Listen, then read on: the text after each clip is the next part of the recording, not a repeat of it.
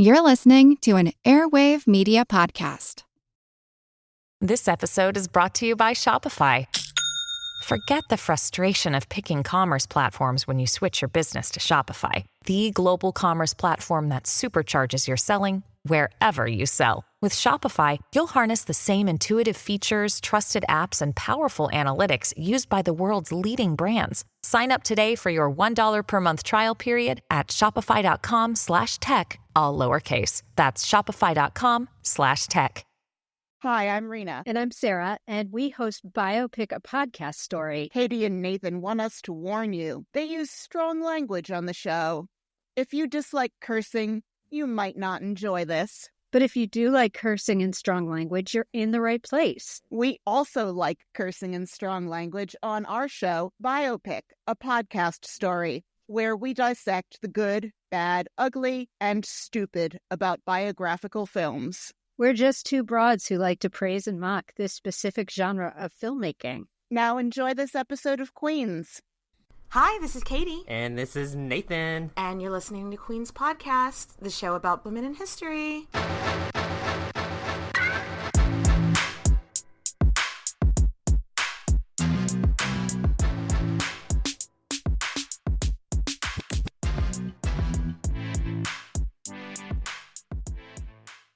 It's that time. It is that time, Nathan. How are you? Good. I'm just ready to geek out on some ancient history. I'm so ready. So much geeking out possibilities in this episode. Nathan, who are we talking about today? The amazing, one of the OG badass women in ancient history, none other than Livia Drusilla. Why was she so important, Nathan? Ancient Rome. That's Hello? why longest reigning Roman empress. She is so influential. This episode, we're not going to touch on it so much. Surprise, surprise. This is going to be a multi-part episode, but I'm sure you remember, Nathan, when we were doing the Agrippinas, how it was like, and the only source we have on this is something that was written 100 years after this person died, and the person that wrote it hated women. So here we are. Here we are. So we're going to run into that a lot, but I can't wait to tell her story. But before we get started, Nathan, ancient Rome, the official cocktail of Rome. What are we drinking? Oh, she may have given it away, and I kind of gave it away in the booze clues. In case you don't know, we do give away booze clues hints on our Patreon that are free to the public, so you can go and get your little hints on Patreon before the episode drops, so you can get all the ingredients if you want. Yes. So we did the Aperol Spritz. And Aperol Spritz is very, very easy to make. So all you do is equal parts Aperol to champagne, mix it all together, pour it over some ice, and then top it with a little bit of club soda, and then garnish with a lime. Delish, simple, clean, classic recipe. I am allergic to Aperol. So if you watch the Booze Clues video and you're like, oh my God, Nathan's drinking Aperol. Yes, I did. I also took a Zyrtec right beforehand.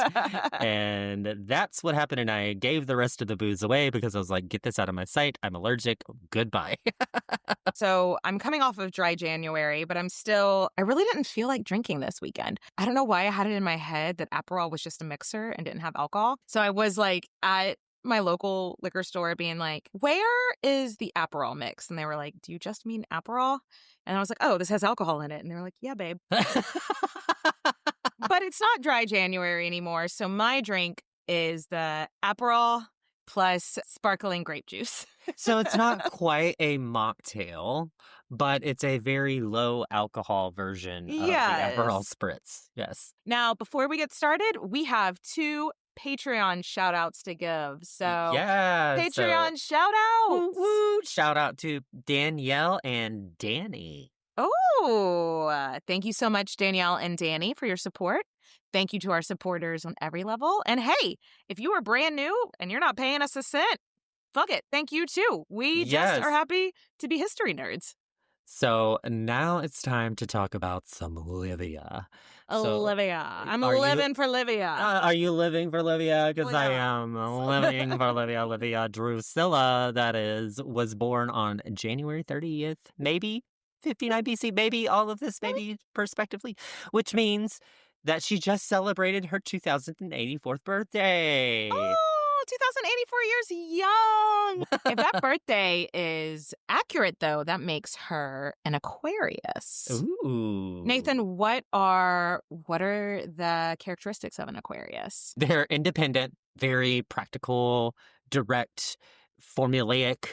Like, they're very analytical. Geminis and Aquariuses are supposed to get along very, very well because they have a very similar sort of fleetiness to them and intellect to them, where they like to talk and be very blunt and think about things in practical. So very similar-esque vibe. I would say every Aquarius I know is very blunt. And I consider myself a fairly blunt person. But sometimes when you're talking to an Aquarius, you're like, oh, shit. Okay, we're just saying it. Let's see if Livia has these traits. We'll find out. So let's do just a little bit of scene setting before we get started. If you listen to our 5-part Agrippina series, Livia's story is a prequel, basically. Livy was the grandmother of Germanicus. So she is the paternal great-grandmother to Agrippina the Younger and her wackadoodle brother, Caligula. And if you're a Cleopatra fan, Who she's isn't? about, yeah, right, who isn't? She's about 10 years younger than her. So if that helps you give some perspective on where we are at in history, there you go. So we could do a whole episode on what was going on in the Roman Empire the year Livia Drusilla was born, but let's not.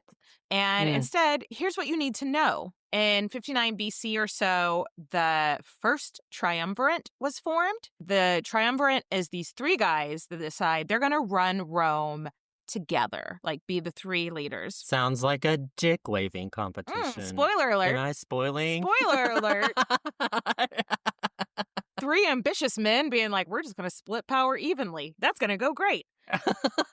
Of the 3 guys that were part of this first triumvirate, the only name you need to know is one you might have heard before, Nathan. Julius Caesar. Julius Caesar, yes, of the salads. of the salad family. Of the salad family, yes.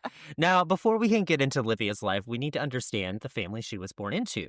So her dad, Marcus Livius, was a senator, really well connected, and Daddy Marcus was a member of the Claudian family by birth, which, if you don't know anything about ancient Roman history, the Claudian family, super powerful. Yes. So you can trace the Claudi family back to 500 years before this happened. Yeah. So what I'm getting at is old money. Old money, honey.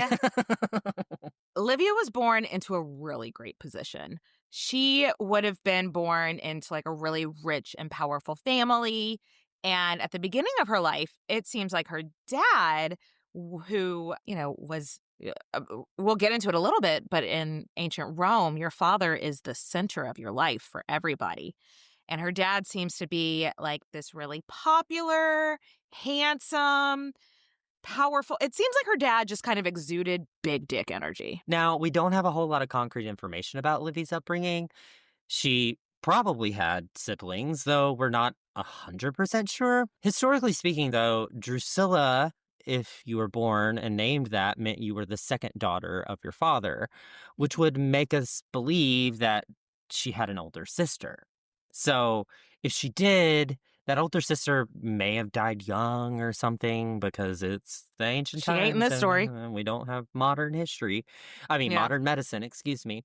But she had one adopted brother that we know of named Marcus, but we don't have any idea if they were actually raised together or not, so that's still up for debates. Something we should discuss, which we'll kind of touch on this episode, but get more into in other episodes on her, about adoption in ancient Rome. Adoption was super common, but it's not what we think of now. Like, adoptions could take place anytime in your life. Livia's dad, when he was a child, was adopted also into another powerful family, so he had connections in 2. But that's not usually when adoption happens. We hear a lot in ancient Rome of like a senator in his 40s taking a senator in his 20s under his wing. So he adopts the guy when he's 20, and the guy that's 20 has 2 living parents, but now you're part of this other family. Yeah. Like it was just a completely different vibe, but adoption was super, super important with family ties. Yes. So what would have Livia's upbringing look like? We're gonna have to pull up to the speculation station for this one. Yeah. And we're gonna have to, chugga. We're gonna make some educated guesses on this. Yes. Just like any other time in history, Livy is born into an influential family. So from the day she is born, her dad is thinking marriage material. Mhm. Who is she going to marry? So her upbringing would have been centered a lot around of like, what can we do to make sure she's a good Roman wife? Roman women weren't expected to have correspondences. They're not writing to their friends. They're not writing to important people.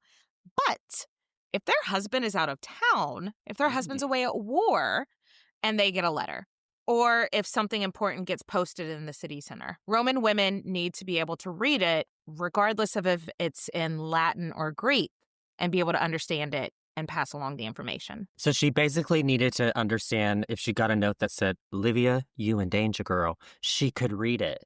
Yes, Okay. whether it was in Latin or Greek. So she probably at least read both. I don't know if she would have spoken Greek, but she probably at least read Greek. Okay. And Latin was the common language for Cool. Romans. Yeah. Women weren't expected to be experts in law or philosophy, but if her husband was hosting a senator or professor and their guest asked the wife what she thought on something, she would be expected to give, some half-intelligent answer and be at Yeah. least decent at holding a conversation, as she would have been at least taught how the Senate worked. Basic laws, basic history, like the systematic stuff. Just in case somebody was like, well, what do you think of blah, blah, blah? And she wasn't just like, no, thank you. Next question, please. Like it was all around being a good wife was the education. Mm-hmm. So on top of all that, even though women from rich families, they didn't do like housework and shit like that themselves. They had tons of enslaved people. They were still very much expected to know how to run a house. So, she wasn't the one probably actually doing the bookkeeping, but she needed to know where the money was going. Yes. She needed to know how to keep records. She probably wasn't doing the inventory herself, but if she popped in and said, hey, show me the books of the inventory, she would have been expected to be able to understand that. And also, women were in charge of their kids' education. So she would have chosen the tutors for her kids. So she needed to at least know enough to be like, is this guy going to be a good teacher for my sons type of thing. Another big fucking deal for women at the time, their weaving skills. You know what, though? I get it. Because that was the whole, you had to make something to put the berries in, to put the food in. Well, but she didn't. Again, she had enslaved people. But, it reminds me, do you remember when we talked about Jane Seymour, how everyone was like, oh my God, she could embroidery like a motherfucker? Did she need to? No. No, it's a status thing. We don't know a whole lot about Livia's education, her likes and dislikes in school, but we know this bitch could weave like a motherfucker. She saw a loom. She was like, step back, ladies. Let me show you how it's done. She never met a loom she didn't like. In case this is your first time dabbing in ancient history, one thing was certain about women in politics. It's all a big no-no. Women are not welcome in politics at all. No. The men weren't supposed to really talk to their wives about politics. Women aren't supposed to know these things and show interest in them. Oh, it's not demure, but guess what? It kind of is. From how Livia turns out later in life, it's safe to assume that from a young age, she was paying attention. It makes me think of in Game of Thrones when Arya's like the cupbearer and she's like paying attention, even though she's supposed to just be blending into the background. That makes me think of Livia being like hanging out at her dad's house, being like, hey, yo, I'm just going to be back here playing on my loom. No, I'm not listening. I'm just a little girl. What could I know? But she's actually, listening to everything. Who is they this say. Cleopatra woman? I don't know. I'm just playing with my loom, huh? Yeah. So it's also possible that her dad did talk to her about some stuff. If she had any living biological siblings, it's not noted. So I don't feel like it's out of the realm of possibility that he's like, you are my one person for legacy, you know? So Well, it makes sense, though, as if you're a father and you have no other children, but there's a child in the house, are you going to say, no, I can't take care of you while I'm talking to these people? No. So I think Yeah. it's just natural for her to be around the conversation. And she's just a Yeah. child who's brought up around powerful people talking about important shit. And also, I mean, how do you best serve your child? Yeah, you're not supposed to be involved in politics, but you are supposed to be a helpful wife to your husband. So it's probably best if you know what's happening. Yeah, and I feel like all of this for us, we're pulling up worst case scenario, because at the end of the day, what if her dad did talk to her about this stuff? Exactly. I mean, we have people that go against the norm, and maybe he did see, this is my legacy, this is my one child. Maybe I do need to make sure that she knows what she's talking about when people bring up politics and these powerful men are talking about these things. And just because you weren't supposed to doesn't mean people didn't. Yeah, and maybe all you're quote-unquote supposed to be in life is a good wife. You're a powerful woman that's going to be married to another. Maybe she needs to learn about what she's about to get into. This is all wild speculation Yes. because we just don't fucking know. But yeah, I just don't think it's out of the realm of possibility that her dad would have been like, look, babe, you need to know how things run. So since we know so little about her childhood outside of weaving, let's fast forward a little bit. Livia is 15, and good God, she is getting old. Like, you are 15, you are an old maid. It is time to get you married. So her dad arranges a wedding and she's getting married to her distant cousin who's about 20 years older than her. Don't love it. Don't love it. Not at all. Us, when we hear that she's been married off at 15 years old, being married off to a man 20 years older than her, so mid-30s, Yuck. makes you wanna barf. Yes. But this wouldn't have been a shock to Livia. Would have been normal from a girl from a powerful family. They would have been expected to get married young to a man who was well-established and probably a friend of your dad's. So Yeah. this was all normal to her, but that doesn't make it okay. And it doesn't mean that she liked it. We have no idea. Mm-hmm. I personally don't think she had any attachment to this man Mhm. prior. I don't think that she was... no facts, just vibes. That's how I feel. We have no actual idea how she felt about it. But to us, looking at this story 2,000 years later, you do kind of get posed with the question of, why him? Because he's not... he's nothing special. So let's meet husband number one. Okay. His name is Tiberius Claudius Nero, though most historians just call him Nero. Mhm. He's a cousin of Livia's, but his immediate family is definitely a few ranks lower than Livia's. So Yeah. Livia, like we mentioned, she's a catch, probably the most eligible bachelorette in Rome. So why did her dad choose this low-class nobody? Well, honestly, it probably comes down to politics. We're not going to spend the next 20 minutes talking about what was going on in ancient Rome at the time. Oh, God, but we could. no. So here's the summary. We just mentioned the triumvirate, and one of those guys that's leading it was this dude, Julius Caesar. And because these three guys sharing power was probably a bad idea to begin with, they all start fighting. Surprise! Surprise. And eventually, Julius Caesar becomes the de facto leader and dictator of Rome. Mm-hmm. 3 dick-waving contests just creates one big old dick in the end. But... As the historians have said. But a lot of Romans didn't like that and thought, in the words of Gretchen Wieners, we should totally just stab Caesar. And on March 15th, 44 BC, a group of senators stabbed Caesar on the Senate floor. Brutus was just as cute as Caesar. We should totally just stab Caesar. So Livia's dad was very much on the side of Gretchen Wieners. he thought having one guy have so much power was a bad thing. And he wanted to align his household with dudes with the same train of thought. So cousin Nero basically more or less told Livia's dad, like, what side do you want me to be on? And I'll be on it. Oh. And so Livia's dad is like, oh, this guy is going to be loyal to me. This guy has no issue switching sides. If I marry my daughter to him, I got an ally for life. So there we go. There we go. Now, a note about marriage and family connections in Rome. When we've talked about medieval Europe, it's like once you're married to a man, your loyalty is automatically to him. That's For the rest of your life. Yeah, that's kind of how it is now. That's not really the mindset that Livia would have had going into this marriage.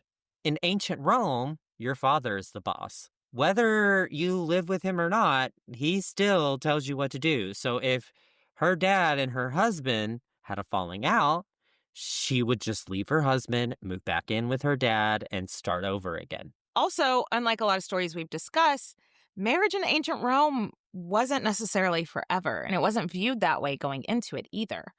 Of course, there were marriages that lasted for a really long time, but Livia would have known that if her dad wanted her to divorce him, if her dad was just like, nope, there's another better alliance for you, she would have been like, all right, divorce and marry this new guy. No, we don't know how she felt about cousin Nero. But even if she did dislike him, she would have had the comfort of knowing, okay, this may not be forever. Mm-hmm. In 43 BC, about a year after Caesar was assassinated, Livia marries Nero. And while we don't have any insight into their relationship, we know they didn't waste any time making babies. So, literally a year after their wedding, she gives birth to her first child and names him Tiberius. And if you have listened to our Agrippina episodes and you're like, oh, any relation to Tiberius, the sex offender with the private island where he did sex crimes? Hold on to your butts. Hold on. We don't have a whole lot of records of how Livia was as a young mother. She would have had nannies and wet nurses. She likely wouldn't have been the one getting up in the middle of the night to take care of the baby Tiberius. But by all accounts, it seems like she was no more or less hands-on with her, as an average mother. For now. For now?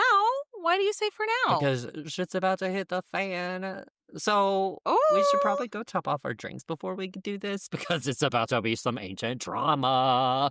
Drama, mama! All right, we'll be right back. This episode is brought to you by MeUndies. While MeUndies can't totally help your love life this Valentine's Day, they can offer you insanely comfy undies and loungewear to buy or gift. MeUndies has so many awesome Valentine's Day prints and styles. Plus, you can match with your partner, friends, or even your pets. This Valentine's Day, give the gift that'll keep them thinking of you and score huge site-wide savings at MeUndies.com/Spotify. That's MeUndies.com/Spotify. MeUndies. Comfort from the outside in. The last thing you want to hear when you need your auto insurance most is a robot with countless irrelevant menu options. Which is why with USAA Auto Insurance, you'll get great service that is easy and reliable, all at the touch of a button. Get a quote today. Restrictions apply. USAA. And we're back, and the year is 42 BC. And y'all, Rome, it's a mess. God bless this mess. God bless this mess. Basically, there were people who supported the assassination of Julius Caesar, so the Gretchen Wieners. But then there's this whole group of people that think like setting the precedent of killing political leaders in public was kind of tacky. So you had your Gretchen Wieners and you had your Regina Georges. So, okay. So they were like, do not assassinate the queen of the plastics. It's not good. And some people were like, you should just totally kill Caesar. So Exactly. The folks who supported totally killing Caesar were led by this guy named Brutus, et tu, Brute. Of et tu, Brute fame. And the people who didn't support killing him were led by two main guys named Marc Antony, may have heard of him before, and a guy named Octavian, which also may have heard of him before. The two factions, they go to war with each other. And because war means that, the men go off and fight and the women are left behind, Dad is sent to Greece and is fighting. And as far as I can tell, like, again, so much of her life isn't documented, but I think this is the first time that her dad was sent away to war in her lifetime. And so it's not out of the realm of possibility that our girl is stressed the fuck out that he's gone, because that's her lifeline. Mm-hmm. Oh, content warning. Content warning. Suicide was part of Roman culture, so hearing stories about self-harm and all that, if that ruins your day, you should probably tune out of every ancient Roman history podcast ever. Yes. Because it was very much like an option that was always on the table for them. Yeah. Ugh. Yeah. So Dad is fighting in Greece, and things aren't going well for the Gretchen Wieners. When it became clear that they were on the losing side, the honorable thing, and we've talked, do you remember in the Messalina episode where it's like they had to convince her that it was way more honorable to take your own life than go to jail? Did it get messy with Messalina? It was so messy with Messalina. But no, so basically it was like, well, if I don't take my own life, I'll be taking a political prisoner.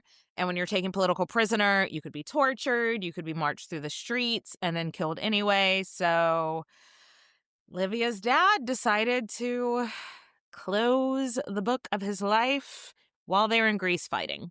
That was a very nice way of putting it. So now, regardless of what her relationship with her dad was like, this had to have rocked her world. Yes. Regardless, her entire life, future, social standing, everything has been in her dad's hands. Mm-hmm. Now, he's gone.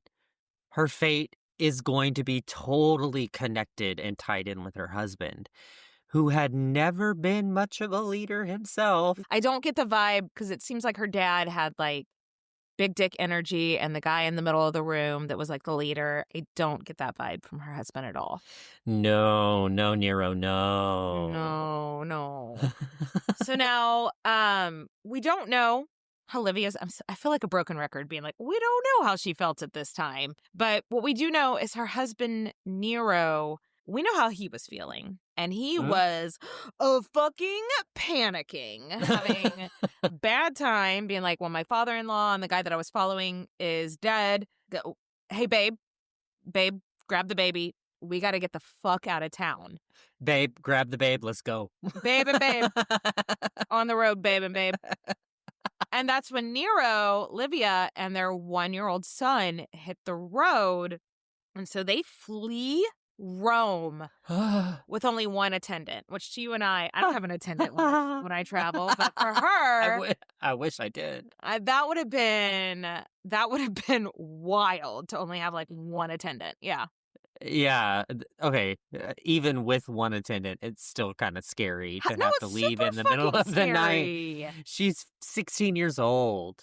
And it's plausible that she may have gone out and visited other places outside of Rome before, but not like this. She's leaving home and she's a political refugee and fugitive. Like, come on. If she has ever left Rome, maybe it's to like a Roman suburb. To be fleeing the only home you've ever known and your dad is dead, this is a trauma lasagna. Like, it's it's just got layers to it, you know? Trauma lasagna. It can, once we finally make the cocktail recipe book, we should also make the recipe for trauma lasagna in there as well. Oh my God. Trauma lasagna. There's just layers. Lasagna. There's layers. She's got a toddler with her. Traveling in 2025 with a toddler is a pain in the ass. Can you imagine what it would be like just to have to travel around with a toddler back in ancient Roman times? And also, you're wanting to keep quiet. So if the baby starts crying and you don't want to draw attention to yourself, what the fuck do you do? Right. This reminded me so much of in the Elizabeth of York episodes where she's like, her and Elizabeth Woodville and all her younger siblings are having to flee in the middle of the night to sanctuary. It's giving that quite a lot. Needless to say, the next 2 years of Livia's life are she's a woman on the run. Tough. Everything is tough for her. They first go to Sicily. Nero tries to raise troops. and he tries to get people to fight for his side, and it's a flop. Hard fail. He wasn't able hard to do it. Yeah. fail. And then they go to Naples and they try to raise troops for his side. Another fail. Oh. This is, I mean, I don't know that he necessarily had good intentions for the enslaved people, but he did try to start a slave revolt. Okay, very much Daenerys Targaryen, very Dany Targaryen. Get it? Except he had, no. And they were like, for you? I'm thinking not. That would have been cool if it would have worked out, but he just didn't have the charisma to start a revolt. You know that song, All I Do Is Win, Win, Win, no matter what? Yes. We need an opposite of that for Nero. All I do is lose. I should have stayed home and just got killed. So what was life as a woman on the run? Probably really fucking scary. Mm-hmm. For one, they didn't necessarily know where they were going to sleep from night to night. So it's not like couch surfing with the friends. It's like couch surfing with some thieves and some criminals. On the side of the road. Yeah. Because even if they did meet Roman people that they thought were like maybe on their side out on the run, if that person was hard up for some cash. What if they were one of their enemies or somebody that was against that whole powerful family? Yeah. Like she's the daughter of a powerful family. They could off her. What if people are searching for her baby? Her son is the next in line to this great empire. Can you imagine how scary that would be? Like, yeah, you'd be scared for yourself. But also, I don't think it's out of the realm of possibility that she is on the road and focusing all of her attention on keeping her son safe, because what else does she have to do? Well, not only as a woman in ancient Rome, number one, you were brought up to be all about family and raise the family. Now you're on the run in a and now you're in a trauma situation, and now you're on the run. So now you're really focused on keeping your son safe. You know, I talk about like during the pandemic, I'm so happy I had the podcast to keep me from going crazy. So I know this isn't exactly the same because her situation was worse. But it was like if she didn't focus on her son, what the fuck else did she have to keep her staying? I see that. But then, oh my God, are these guys going to try to come find my son and kill him? It's Rome. Rome was dog eat dog. Yeah. And naturally people look back on this in history and say that she's an overbearing mother, but put yourself in her situation. You're still a child. Like, you're still a little kid. You're 16 years old. You have a baby, and y'all are having to run away for the fear of your life. You and that baby are trauma bonding. You are making trauma lasagna. They are making trauma lasagna for this 2 years that they're on the run. These were probably totally normal guy Tiberius's earliest memories, you know? What was his adjectives? Totally normal guy Tiberius's. Totally not sex offender Tiberius's earliest memories. But now we can take a big sigh of relief that's not related to Tiberius. After about 2 years of this, a truce is called. And this Octavian guy and Marc Antony, they are extending a olive branch to all of the people on the other side, to all the Gretchen Wieners, being like, y'all can come back home. Because there had been 2 years of civil war. So it's just like everybody in the Republic just sighs relief. Like, thank God. Can you imagine how relieved Livia must have been? Yeah. I mean, I can imagine. She's like, finally, I can come back home. well, you and I have been displaced from our homes before from hurricanes, but like we didn't think the people that were still back at home in our hurricane-torn town were maybe going to kill us. So again, her thing is worse. Yeah, she wins. She must have been relieved, and you know, I guess her and Nero may have celebrated a little bit because by the time they finally head home, she is pregnant again. Yay. Oh, it literally was probably like, hey, we can go back home. Let's bone. And then oopsie daisy. Uh-oh. They get home and there are clear new leaders in town. There had been nonstop civil war like we talked about for the last 2 years. Yeah. And everybody is ready for some peace. including the new guys in charge. So even though they had been original enemies way back in the day, Livia and Nero are very eager to warm up to them a little bit, be friends, with the new leaders. So who are the new leaders? Let's take a look. Okay. Officially, they are called the Second Triumvirate because, it went so well the first time. And it was 3 dudes in charge of Rome and their holdings. And because there are too many people in this story as it is, we're only going to talk about 2 of these guys. The previously mentioned Marc Antony and Octavian.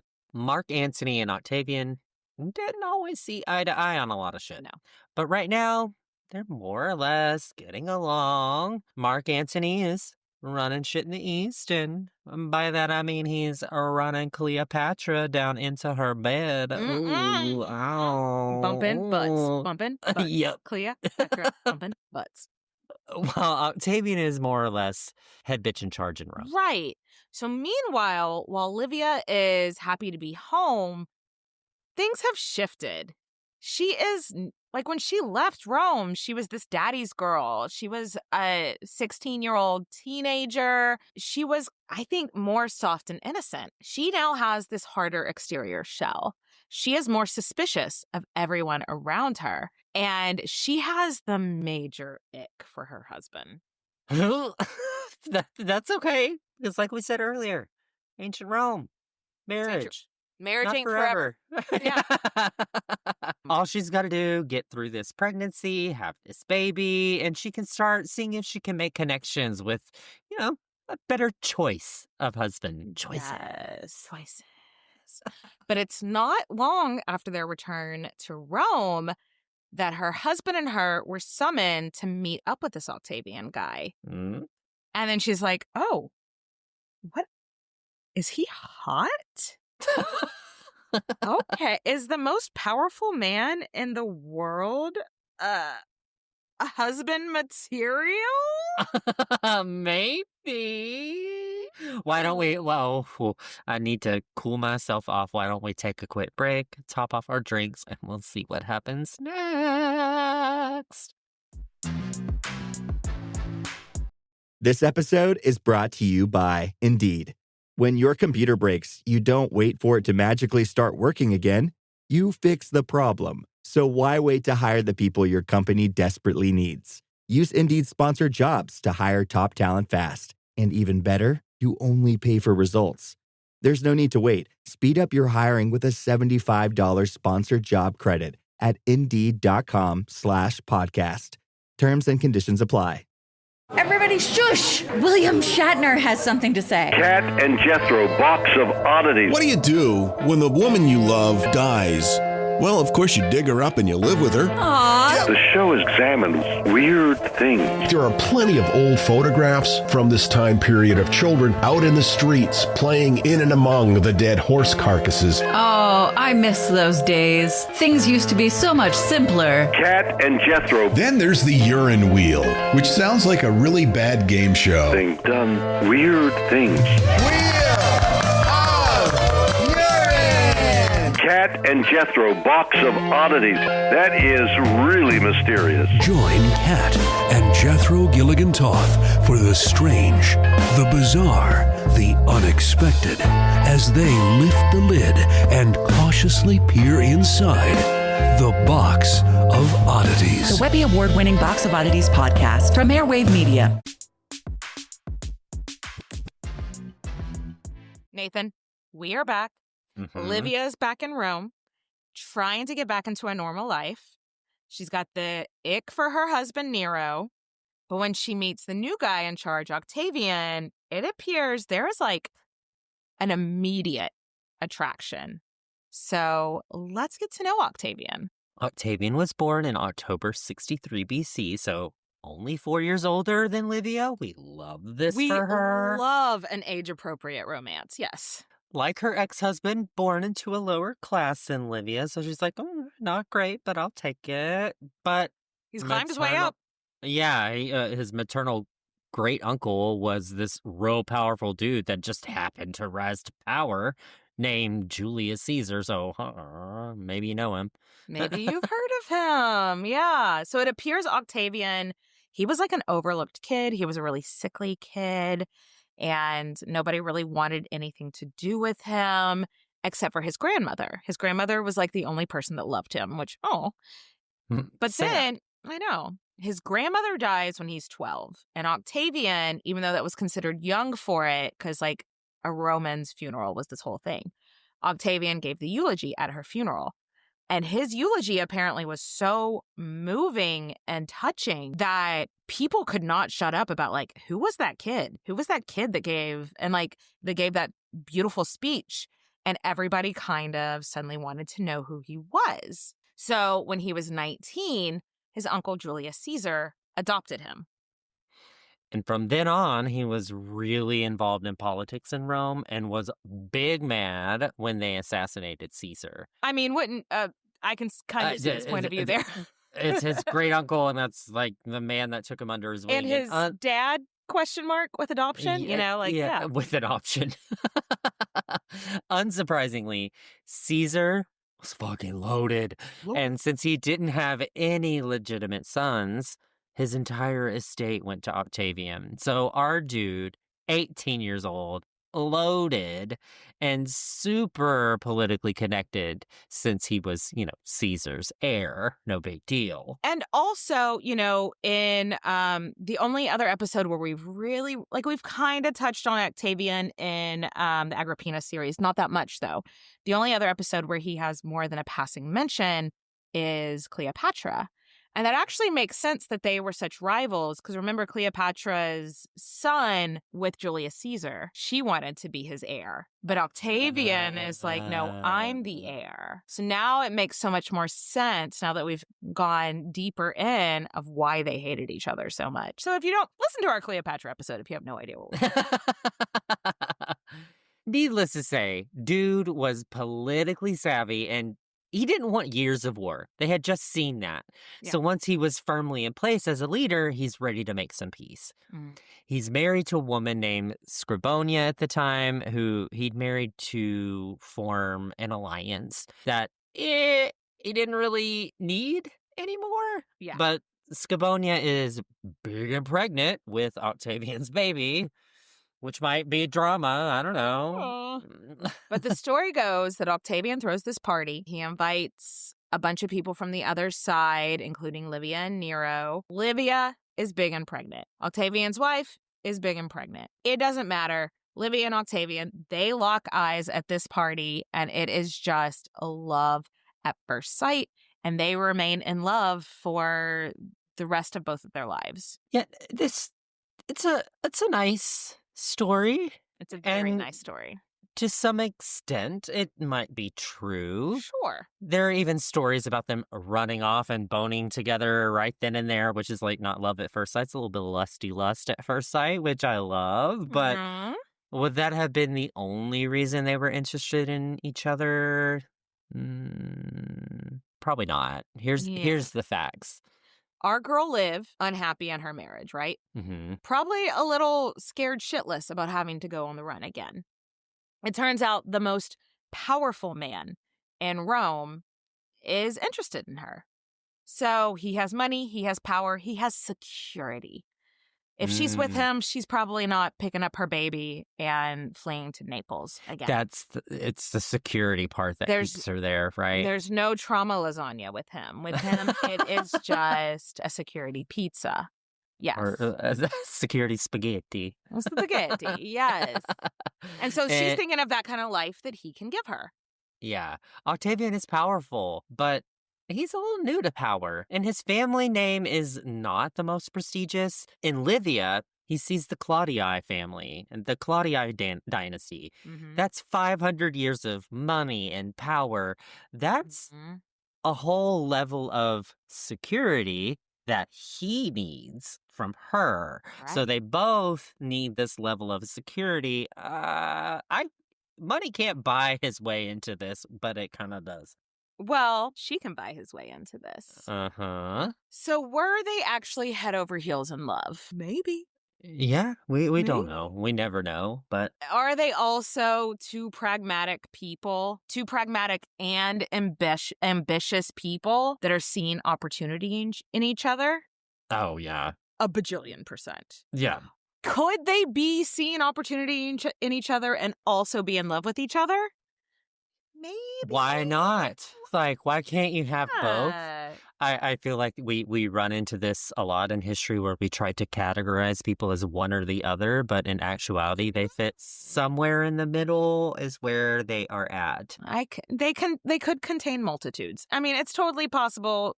Neither of them have journals that have survived, but it's totally possible that they just actually loved each other. But if they had journals that did survive, and there were tabloids back in the day, Octavian ends up divorcing his very pregnant wife on the same day that she gave birth to their first child. Like, she gives birth and then gets the news that her husband is divorcing her. That would have been splashed over the pages of every tabloid, and everybody would have known in Rome. It was a huge scandal. It would have been what the Romans would have classified as a dick move. Oh, Yeah. Is that the technical term? That is the dickius movius, I think is how they do it. Yes. No, but to us, we're like, that's a dick move. The Romans also thought that was a dickius movius, yes. Though it's kind of unclear when Livia and her husband Nero formally got a divorce. Right. It would have been a scandal for her to divorce him while pregnant, but this whole thing was a huge fucking scandal anyway, so just pour some gasoline on the fire. Who cares? Yeah. At this point, who the fuck cares? Absolutely. What is clearly documented is that Livia gives birth to a son that they call Nero Claudius Drusus, and he's just going to be called Drusus, on January 13th. And then she marries Octavian on January 17th. Did we mention it's a scandal? Y'all. It's like pregnant wife, leave pregnant wife, marry another pregnant woman. But she may have still been pregnant when they announced that they were getting married, Yes. Yeah. So, whoa, this is some next level shit. And it's widely believed that her first husband, Nero, got paid off because he was surprisingly chill about all this. Yeah, he even gave Livia away at their wedding. So that... Normal. Totally normal. Yeah, totally. That's nice. Okay. So now she is the wife of the head guy in charge. So she must be the most powerful woman in the country now, right? Not exactly. Oh. At the time of Livy's marriage to Octavian, there were two other women in Rome that everyone knew their names. One woman they loved, and one woman they hated. Oh, no. So let's meet these women. The most loved woman in Rome is actually Octavian's sister, a woman named Octavia, because they liked to confuse people back then. Octavian, Octavia, brother, sister, sure. Octavia sounds like something I take for my digestion. Octavia. Octavia, yes.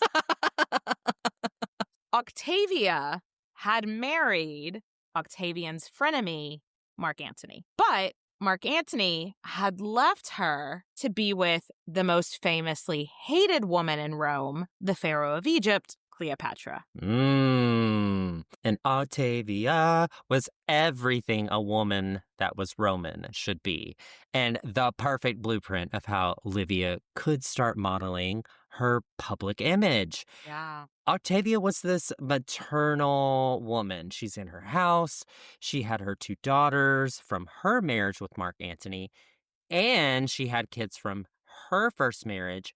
And she was also raising at least one of Marc Antony's sons from the previous marriage. She's giving me martyrdom syndrome. Yes. Like, she's just oh my God, playing she that. is a martyr. And after Marc Antony leaves her for Cleopatra, and then Cleopatra and Marc Antony both die, she adopts Cleopatra and Marc Antony's 3 children as well. So she's like the model mother, the queen mother. Like, she's got that kind of vibe to her. Yes. You see this in most cultures being like a mother is like the pinnacle of your place in society. So she is just crawling with babies that are hers, that are not hers, and being a maternal martyr, like you said. And that just was jackpot with the Roman people. They were like, yes. And of course, Octavia did have a whole troop of nannies that would take care of these kids, but that's not what the public saw. The public saw this poor, abandoned woman who had a million mouths to feed, but never once complained about anything. And Livia, she's watching. Yep. She's taking notes. Yep. She's writing things down. Next, Octavia was instrumental in keeping civil war from breaking out in Rome again, for a while at least. Her brother wanted to go kill her husband. But remember, Rome had just got done with a civil war.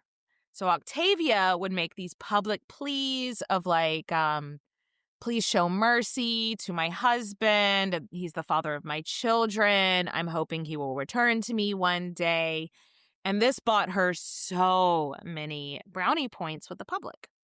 And in reality, Octavian didn't want to go to war again. Like, why?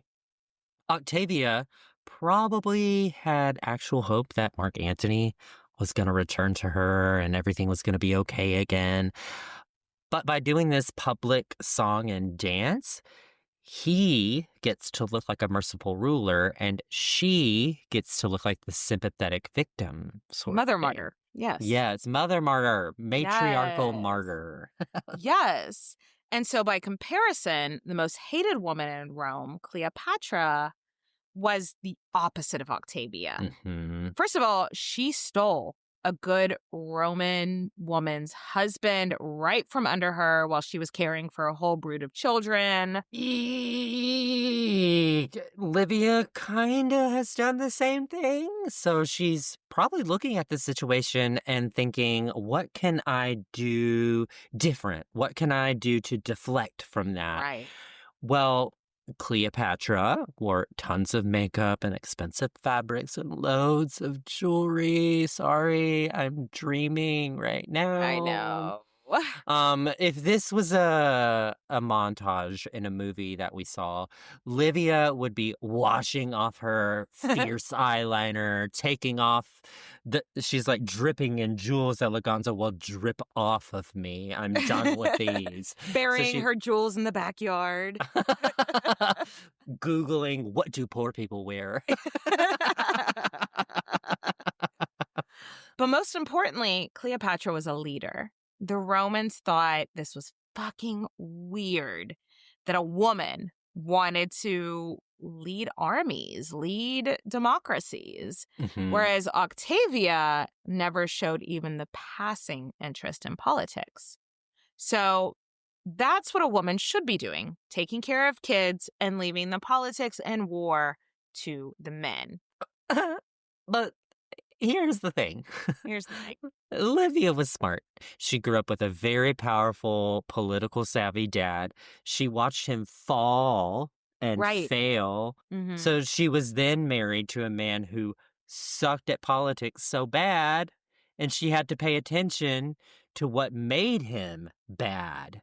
So she knew, okay, I also think Octavian knew that letting her political mind go underutilized would be a complete waste. I agree. I absolutely agree.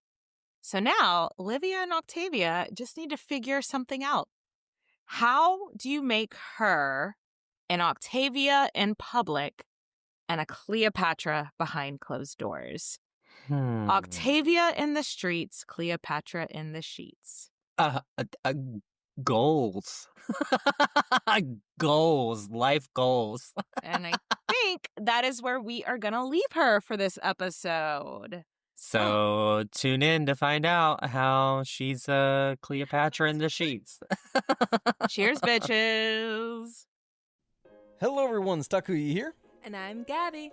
And we are the hosts of History of Everything, a podcast which you can probably guess by the name is, well, I mean, it's about everything. Do you want to know why people thought potatoes were evil and would give you syphilis? Are you curious about all the stories of the terrible and stupid ways that people have kicked the bucket over the years? Do you want to hear tales about all of the different badasses of history and the lives that they had brought to life? Well, if so, then look no further. History of Everything is just the right podcast for you. It's available on Spotify, Pandora, and anywhere else that you get your podcast from. Join us for some fun and just see how weird and wacky history can be.